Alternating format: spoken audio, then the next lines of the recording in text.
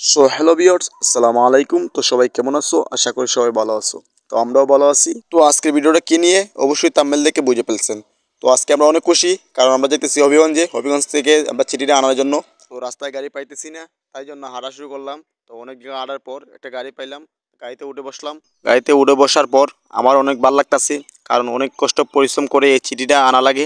আমি আবেদন করছিলাম 16 দিন আগে। তো 16 দিন পরে হবিগঞ্জ পুস্কুট একজন ভাইয়া ফোন দিয়া বলে, ভাইয়া তোমার একটা চিঠি এসেছে, গুগল এক্সচেঞ্জ চিঠি, তো আইসা নিয়ে যান। তো আমি বলছি আচ্ছা ভাইয়া ঠিক আছে, আমরা আইতাছি।